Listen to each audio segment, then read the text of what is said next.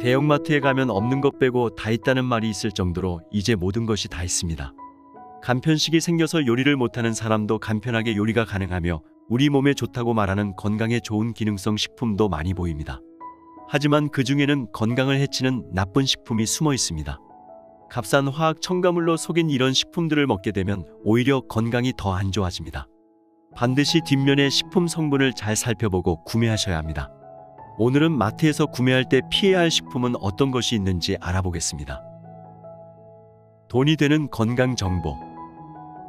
첫 번째, 한국인의 밥도둑 젓갈. 시식코너에 가면 고소하고 짭조름한 젓갈 냄새에 참지 못하고 어떤 젓갈이든 한 통씩 사오게 됩니다. 흰쌀밥을 끊임없이 당기게 만드는 짭짤하면서도 감칠맛 나는 젓갈은 한국인이 정말 사랑하는 국민 밥 반찬입니다. 하지만 젓갈에는 다량의 첨가물이 들어가는 것 알고 계셨나요? 우리가 자주 먹는 명란젓은 원래는 연분홍색에 가깝습니다. 하지만 마트에 있는 명란젓은 아주 먹음직스러운 붉은색을 띠고 있습니다. 인기 많은 오징어 젓갈도 붉은색인데 이는 각종 첨가물로 색을 낸 경우가 많습니다. 이러한 젓갈에는 원가 절감을 위해 고춧가루는 적게 사용하고 먹음직스럽게 보이도록 하는 발색제인 아질산 나트륨이 들어갑니다. 또한 감칠맛을 증폭시키기 위해 L글루타민산 나트륨, 디소르비톨, 화학조미액, 물엿까지 다량으로 첨가되어 있습니다. 따라서 젓갈을 안심하고 먹기 위해선 성분표를 확인하는 것이 필수입니다.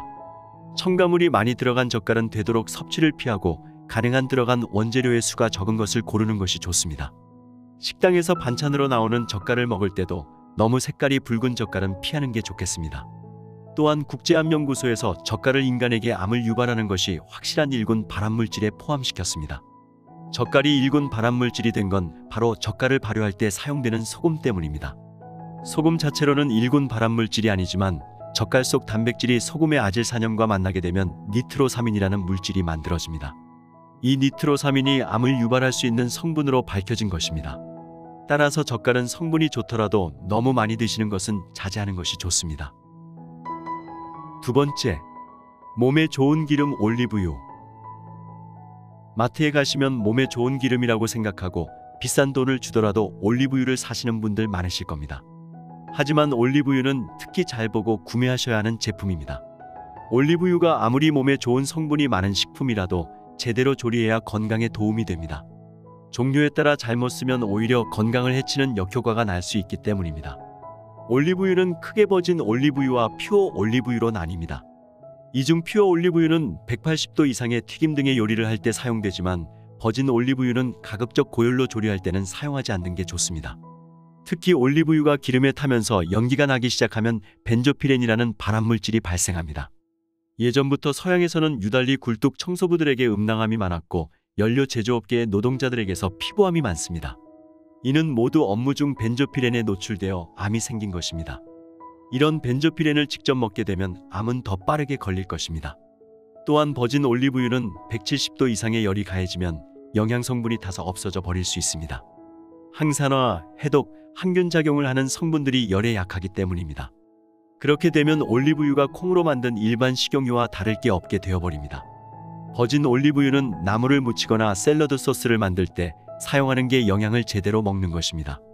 180도 이상의 열이 필요한 튀김 요리를 할 때는 퓨어 올리브유나 불포화 지방산이 많은 카놀라유를 쓰는 게 더 좋습니다.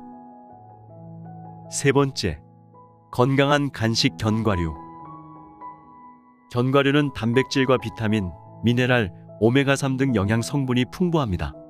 이는 성인병을 예방하고 혈관을 튼튼하게 해주는 데 도움이 됩니다. 견과류는 다른 식품들보다 부피가 작고 하루 한 줌 정도만 먹으면 효과를 볼 수 있는 것으로 알려져 간편하게 챙겨 먹기도 좋습니다. 그래서 편의점이나 대형마트 등에는 다양한 견과류 제품이 많습니다. 하지만 견과류를 잘못 보관할 경우 발암물질이 생길 수 있어 위험합니다. 이러한 발암물질은 잘못 보관했을 때 생기는 곰팡이에서 만들어집니다. 흔히 곰팡이는 여름에 잘 생긴다고 생각하는데 그렇지만은 않습니다.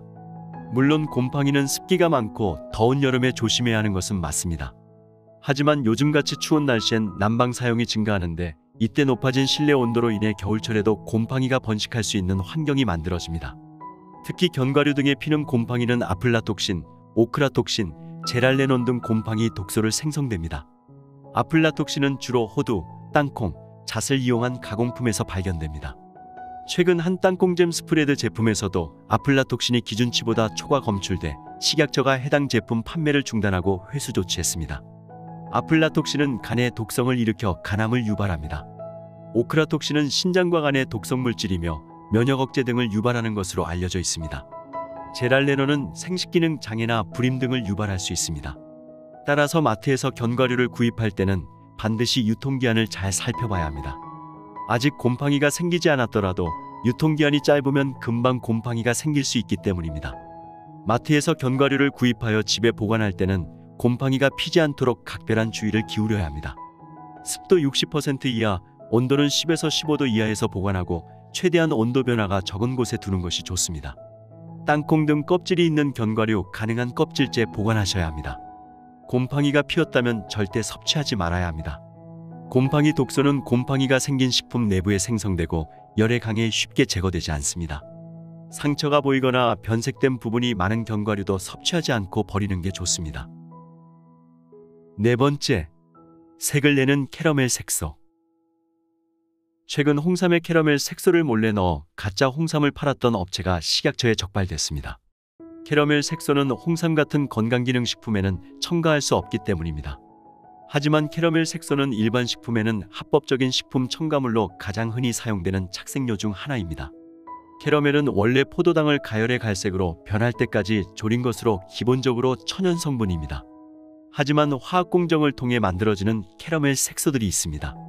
캐러멜 색소는 4종류가 있는데 이 중 화학공정으로 암모니아 화합물이 첨가되는 사명과 사형이 문제입니다. 이 과정에서 발암물질인 4메틸이미다졸이 만들어지기 때문입니다. 미국 공익과학센터에서는 4메틸이미다졸을 발암 가능성 있는 물질로 선정하여 위험성을 경고하고 있습니다.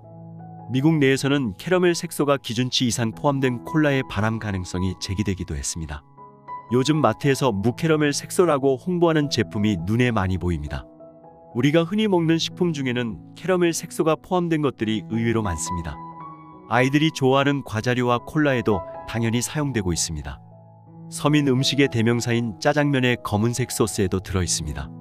춘장은 원래 검은 것으로 알고 있는데 사실 자연적으로 발효 숙성된 춘장은 검은색이 아니라 진한 갈색입니다. 또한 족발, 찜닭, 갈비찜, 약밥 등 우리가 건강식으로 생각하는 한식 제품에도 많이 들어가 있습니다. 간장이나 흑설탕을 만들 때도 사용됩니다.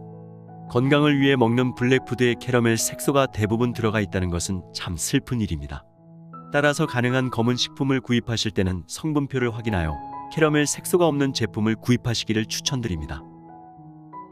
오늘은 마트에서 구매할 때 피해야 할 식품은 어떤 것이 있는지 알아보았습니다. 제품 광고에 적혀있는 건강식이라는 말에 속지 마시고 반드시 식품 성분을 잘 살펴보고 구매하셔야 합니다. 다음번에도 돈이 되는 건강 정보로 돌아오겠습니다. 좋아요와 구독은 영상을 제작하는 데 큰 힘이 됩니다. 감사합니다.